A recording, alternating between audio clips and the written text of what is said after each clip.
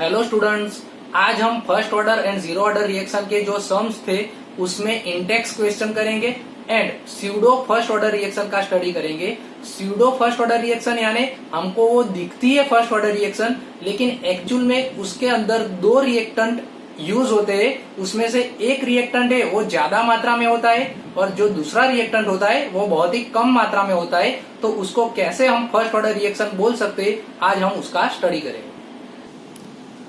Pseudo first order reaction बहुत ही easy है, आप उसके एग्जाम्पल पर से उसकी डेफिनेशन अच्छी तरह से कर सकते हो।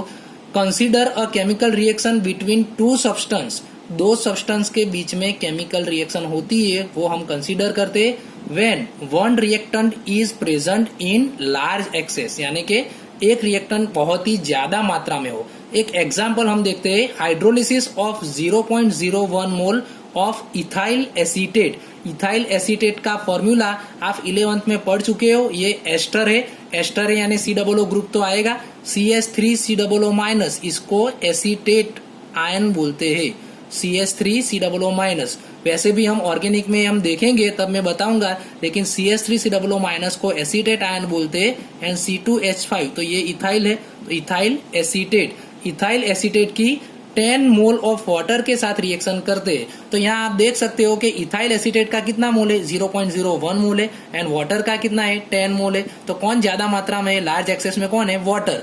तो क्या होता है रिएक्शन में वो अब हम स्टडी करते हैं। तो हमने ये इथाइल एसीटेट लिया एंड वाटर लिया, इसको एसिड की प्रेजेंस में रिएक्शन होती है। ये एस्टरिफिकेशन से उल्टी प्रोसेस है। एस्टरिफिकेशन में क्या होता था, हम एसिड एंड अल्कोहल ये दोनों मिक्स करके एस्टर बनाते थे। तो यहाँ एस्टर को हम H2O यूज करेंगे, H2O डालेंगे तो यहाँ से दो ब्रेक होगा यहाँ से। अब H2O में से H एंड OH, उसमें से OH ये आगे चला जाएगा तो CH3CO OH बन जाएगा, CH3CO OH, तो ये कार्बोक्सिलिक एसिड बन गया। अब H2O में से H एंड OH, तो OH तो हमने आगे ले लिया, H बाकी रहा तो H यहाँ C2H5OH, C2H5OH, उसके पास आएगा C2H5OH, तो ये दोनों हमारी प्रोडक्ट मिली। अब स्टार्टिंग के टाइम पर हमने इथाइल एसीटेट कितना लिया था, 0.01 मोल, H2O कितना लिया था, 10 मोल। अब स्टार्टिंग पर प्रोडक्ट तो होगी नहीं तो 0 होगा। अब T टाइम पर क्या होता है, तो आप सोच सकते हो दोनों में से जो कम प्रोडक्ट होती है, आप ये 11th में पढ़ चुके हो कि दोनों में से जो कम रिएक्टेंट होता है उतना ही दोनों में यूज होता है। यानी कि 0.01 मोल हमारे पास इथाइल एसीटेट है तो वाटर में से ही सिर्फ 0.01 मोल वाटर यूज होगा, बाकी का वाटर क्या रहेगा, बाकी रहेगा। तो यहाँ इथाइल एसीटेट तो 0 हो गया, वो तो यूज हो गया। अब यहाँ वाटर का कितना मोल था, 10 मोल, तो उसमें से कितना यूज हो जाएगा, 0.01 मोल यूज हो जाएगा। तो 10 में से 0.01 माइनस कर दे तो हमारा आंसर आएगा 9.9 मोल। और प्रोडक्ट जो बनेगी वो कितनी बनेगी, तो जितना यहाँ हमने यूज किया है लेफ्ट साइड वही 0.01 मोल प्रोडक्ट बनेगी। अब यहाँ इसका अगर हम रेट ऑफ रिएक्शन लिखे, ROR लिखे, तो rate of reaction is equal to K dash and दोनों यहाँ रिएक्टेंट है उसकी मोलर कॉन्सेंट्रेशन लिख सकते हैं कि नहीं, तो rate of reaction is equal to K dash, यहाँ concentration of ethyl acetate and concentration of H2O। अब हमारा जो मेन टॉपिक है अब यहाँ स्टार्ट होता है। ये दोनों में से H2O की कॉन्सेंट्रेशन में बहुत ही थोड़ा चेंज आया है, आप देख सकते हो 10 मोल में से कितना हुआ है, सिर्फ 9.9 मोल, यानी ये जो चेंज है ना वो निग्लिजिबल है। आप उसको ऐसा सोच सकते हो कि बहुत चेंज आया नहीं है। तो यहाँ H2O की कॉन्सेंट्रेशन ऐसा सोच सकते हैं कि नहीं, वो कि क्या रही, कांस्टेंट।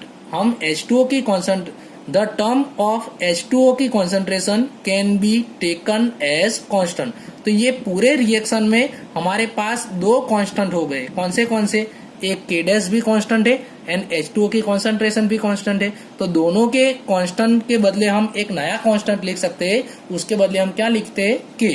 तो इसके बदले हम K लिखे तो अब हमारा रेट ऑफ रिएक्शन क्या आएगा, तो अब हम लिखेंगे rate of reaction is equal to, ये दोनों के बदले हम K लिखेंगे, ये दोनों के K डैश एंड H2O की कॉन्सेंट्रेशन के बदले हम K लिखेंगे एंड CH3COO C2H5।